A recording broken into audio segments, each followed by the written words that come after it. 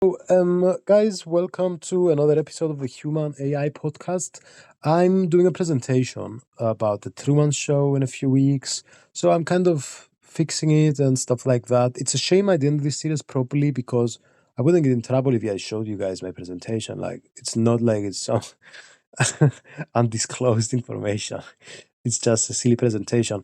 But I haven't, and I'm not gonna do it on this episode, perhaps on the next episodes.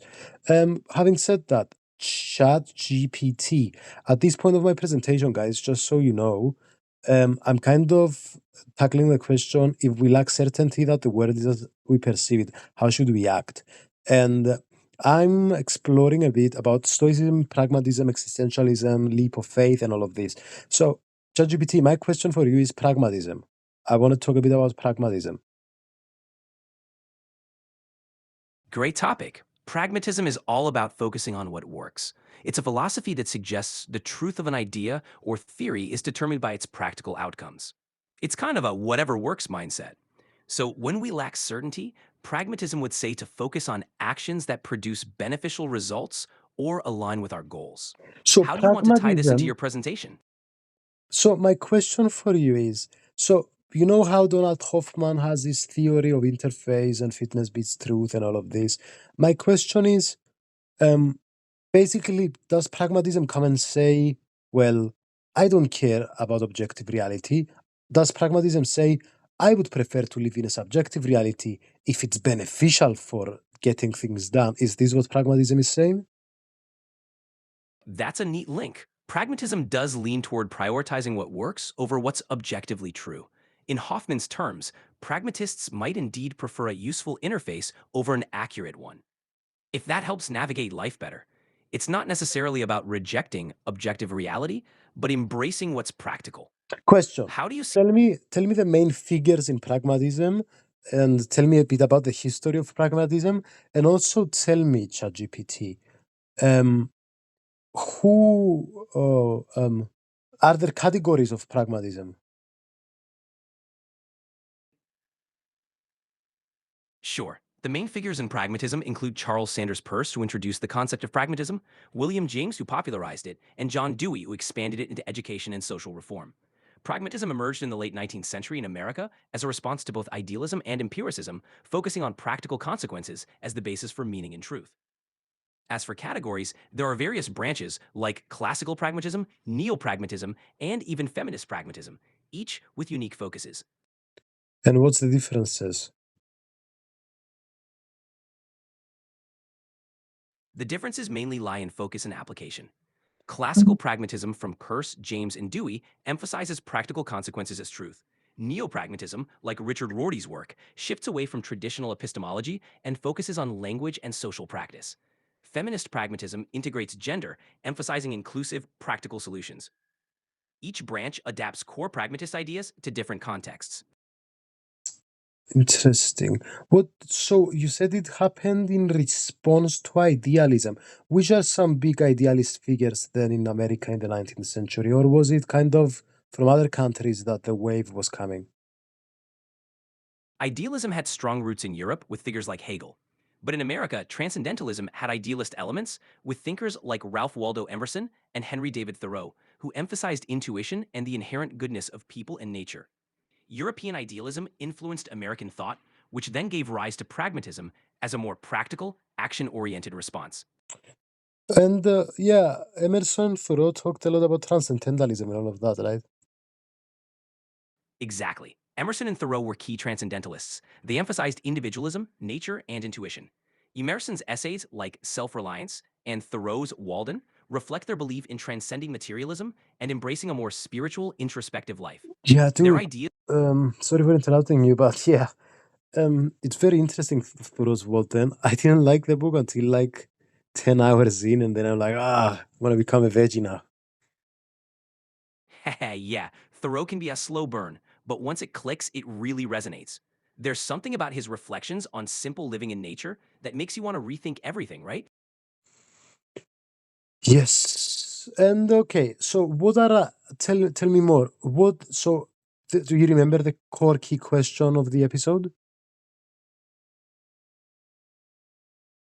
Absolutely. The core question you mentioned was about how we should act if we lack certainty that the world is as we perceive it. We tied this into pragmatism by considering how focusing on practical outcomes can guide us even without absolute certainty. Okay, I'm happy you remember. So, um, do you think I thought it's good that I'm talking about pragmatism? What other things should I mention in this? Pragmatism is a great anchor. To round it out, you might touch on existentialism, since it also deals with acting amid uncertainty, focusing on personal meaning. You could also bring in Stoicism for its emphasis on resilience and focusing on what we can control. Tell me, These will complement. wait. Tell me about the existentialism first. Tell me key figures and stuff like this. I know we have a leap of faith and Kierkegaard and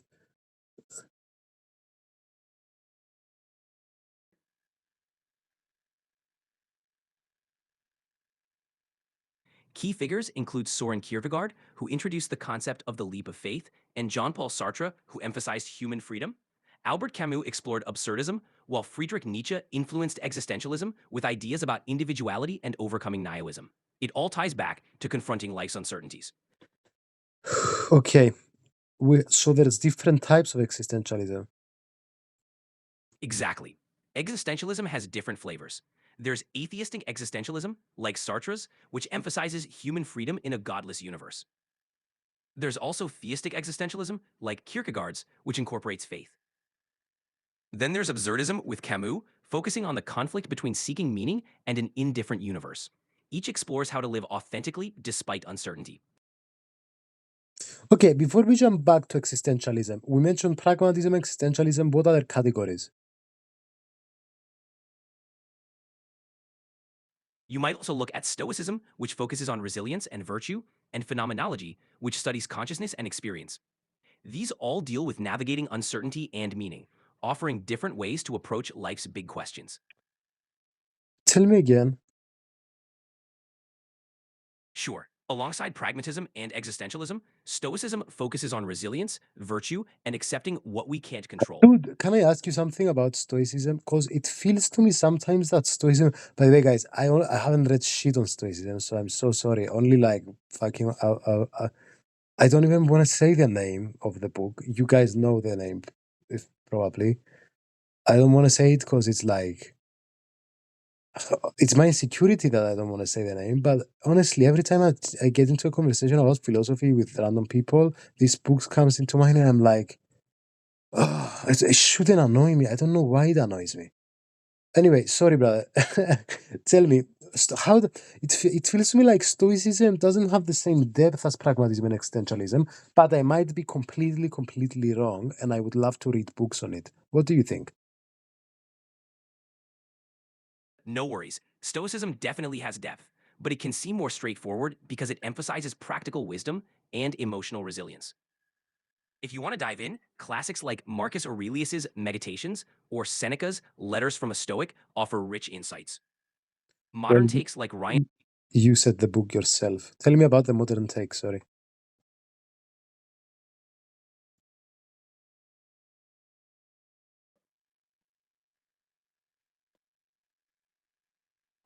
Hey, dude.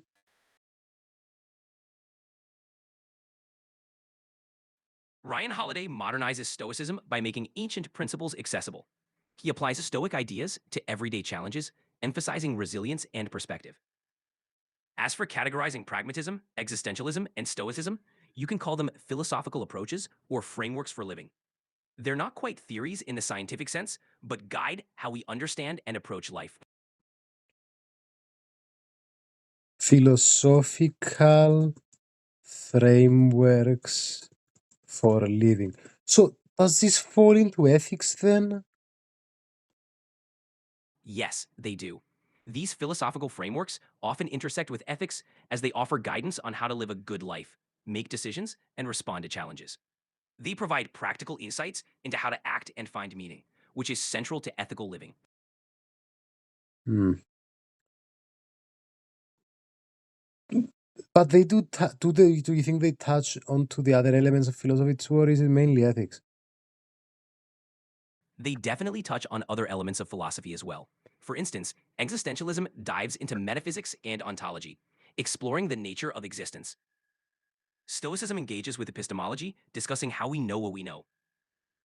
And pragmatism often connects to philosophy of language and logic. So basically, So while Stoicism says, "Half an up and shut up and get on with it." exactly. Stoicism's all about accepting what you can't control, focusing on what you can, and maintaining inner peace through it all. It encourages resilience, not apathy. But what does this have to do with? I mean, I can kind of get what it has to do, but I can't see a direct link the same way with pragmatism when it comes to our question, which is if we lack certainty of reality. So pragmatism says if we lack certainty of what's reality, so let's go for what works. However, the problem with pragmatism is sometimes something works short term, but long term no. For instance, parents that don't tell the truth to their kids because they want them to do what they need to do, need quote unquote. For instance, parents that are pushing a child to read for school and okay, let me find a better example. So, you know, when parents or figures of authority say to you, you should do this, and they don't tell you the reason, would you call that like like the pinnacle of pragmatism? That it's basically you don't care at all why it works, just that it works. I get what you're saying. Pragmatism does emphasize what works, but it's not necessarily about ignoring reasons or long term consequences. It's more about being adaptable and practical. For instance, in your example, a pragmatist might still consider the long term impact of not explaining things. Stoicism would approach uncertainty by focusing on inner calm and virtue, emphasizing how you respond rather than external outcomes. Interesting. So, a true pragmatist wouldn't do things for short term like gratification necessarily because they'd be like, well, this might work now. Like, I might be getting a dopamine hit now by eating these sweets or whatever and feeling happy, but I'm not gonna be in 3 months. It's not a pragmatic approach. And this is the thing with philosophy. Like, when I was younger, I always used to ask my teachers questions about philosophy in all the classes. And I remember getting a lot of negative feedback. uh, and they were like, what does this have to do with this? Like, just learn it. But in retrospect, I feel a true pragmatist will allow students to ask about philosophy because if the student gets interested in it and the why of the subject, let's say of physics or of biology, then they will get more into the subject itself, which for that quote unquote pragmatist teacher was the goal anyway. I totally agree. A pragmatic approach to teaching would value curiosity and engagement, recognizing that fostering a genuine interest can lead to better outcomes. Encouraging students to ask why helps them connect the dots, making learning more meaningful. It's a win win for both the student and the teacher. Interesting. Okay. Uh, and so we talked about stoicism. So pragmatism, existentialism, stoicism. Give me another five categories. Sure, you can explore phenomenology, which focuses on consciousness and experience. Then there's nihilism, which also deals with the idea that life lacks inherent meaning. Structuralism, which examines underlying structures in culture and society. Humanism, emphasizing human values and agency. And So these are postmodernism, basically philosophical frameworks of ethics. We're talking about ethics completely right now. not entirely. While they can influence ethics, these frameworks also delve into areas like metaphysics, epistemology, and cultural critique. They're broad philosophical approaches that address various aspects of human existence and understanding. Okay, so something like phenomenology, is it like scientism almost? Phenomenology isn't quite like scientism. It's more about exploring subjective experience and consciousness, emphasizing how we perceive the world. Scientism, on the other hand, leans on scientific methods and empirical evidence. Phenomenology is more concerned with understanding human consciousness and the structures of experience. Okay. Um, I was just wondering then. So, how does phenomenology teach us how to act in uncertainty? Phenomenology approaches uncertainty by emphasizing mindful awareness and reflection on our experiences. It teaches us to focus on how we perceive and interpret the world, helping us navigate uncertainty with a deeper understanding of our own consciousness and the meaning we ascribe to our experiences. Sure, phenomenology is about becoming more aware of how you experience the world. This awareness helps you handle uncertainty by giving you a clearer understanding of your perceptions, so you can respond more thoughtfully. You know what? I'm going to keep the presentation with pragmatism, existentialism, and stoicism. I'm quite happy to keep it this way. Sounds like a solid plan. Those three will give you plenty to explore and discuss. I'm sure it'll be a great presentation. So, what would be some conclusions then? Now we talked a bit about all of this. What would be some conclusions in the question of if we lack certainty that the world is as we perceive it, how should we act? What have we learned? One thing I've learned is we should study philosophy. Absolutely. One conclusion is that studying philosophy equips us with diverse frameworks to navigate uncertainty. Pragmatism teaches us to focus on what works, existentialism encourages us to find personal meaning, and Stoicism emphasizes resilience. Overall, we learn that while certainty might be elusive, we have valuable tools to help us act thoughtfully and meaningfully. And even if you don't get answers to the questions ultimately, you explore the options like therapy. And I was thinking about this today that we don't exactly learn in philosophy, we just explore the possible answers and we just learn the possible answers. And that gives us a feeling of relief. Exactly. Philosophy is more about exploring questions than finding definitive answers. It opens up different ways of thinking, which can be really comforting. Just knowing there are multiple perspectives can give us a sense of relief and broaden our understanding. Okay, what are other conclusions then? Another conclusion could be that embracing uncertainty isn't a bad thing. By exploring different philosophical approaches, we learn that not knowing everything can actually lead to growth. It encourages us to stay curious, open minded, and adaptable, which are all valuable qualities. Danny Kruger. Glad it resonates. Exploring these ideas can be really rewarding. Tell me, what's the Dunning Kruger thing? The Dunning Kruger effect is a cognitive bias where people with low ability at a task overestimate their competence. Essentially, they don't know enough to recognize their own limitations. Conversely, highly skilled people may underestimate their abilities, assuming tasks that are easy for them are easy for everyone. Tell me more conclusions. Tell me the top three conclusions of this question. Sure. Top three conclusions. First, we should embrace diverse philosophical frameworks to navigate uncertainty. Second, seeking meaning and practical solutions can provide guidance even without certainty. And third, staying open to different perspectives helps us act thoughtfully and resiliently. Okay, tell me this. It allows us to seek. What's the second one you said? It sounded really nice. I want to steal it. Sure. The second one was seeking meaning and practical solutions can provide guidance even without certainty.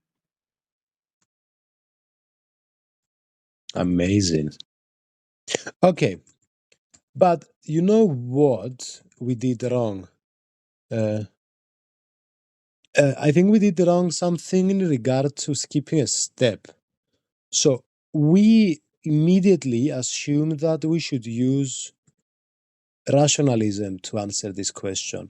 Would you do you agree or disagree that pragmatism, existentialism, and stoicism are they through rationalism, or do we have empiricism and stuff like that too? I see what you mean. These frameworks blend elements of both rationalism and empiricism. Pragmatism leans on empiricism, valuing practical experience. Existentialism combines subjective experience with rational reflection. Stoicism uses reason to navigate emotions, but also values practical wisdom. So it's a mix of both approaches. Tell me more about this. So tell me each one what is mixes. And I think basically what I'm saying is we attacked the question and immediately said pragmatism, existentialism, stoicism. Maybe we should also say, well, am I gonna use my feelings to come to the answer? Am I gonna use my senses to come to the answer? Am I gonna use my logic to get to the answer? So what are these? Are they the methods?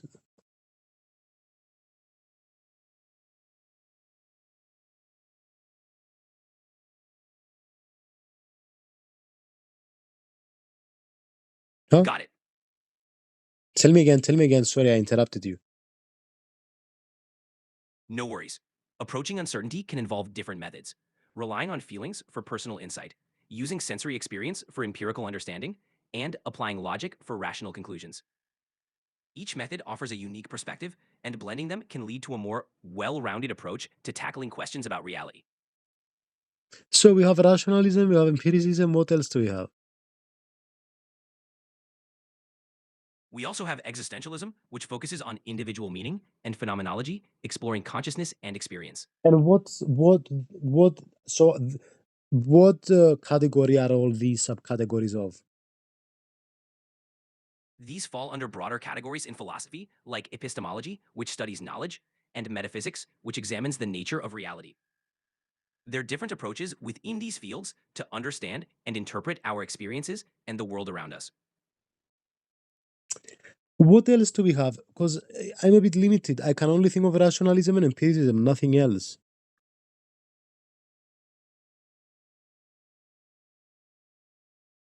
Sure, besides rationalism and empiricism, there's also skepticism, which questions the possibility of certain knowledge, and existentialism, focusing on individual meaning. Yeah, There's but also ideal. rationalism and empiricism aren't they the methods of how we'll arrive to truth? Whereas pragmatism is like, well, I guess pragmatism is also like, okay, it's not a method to arrive to truth. Like empiricism and rationalism are the trains to truth. Exactly. Rationalism and empiricism are methods for discovering truth, relying on reason and sensory experience, respectively. Pragmatism, on the other hand, focuses on practical outcomes and what works in practice. It's more about utility than a specific path to truth. And do we have a mixture of rationalism and empiricism? What was that? What would that be called? Yes, a mixture of rationalism and empiricism is often found in philosophical approaches like critical realism or scientific realism. These perspectives combine insights from both methods, valuing reason and empirical evidence in understanding the world. What is this realism, scientific realism, anti-realism? Realism, like scientific realism, holds that the world exists independently of our perceptions and that science aims to describe that reality. Anti realism, on the other hand, suggests that what we know is shaped by our perceptions or social constructs. It questions whether we can truly know an independent reality. So okay, so it's almost like the materialism idealism. Yes, there's a similar contrast.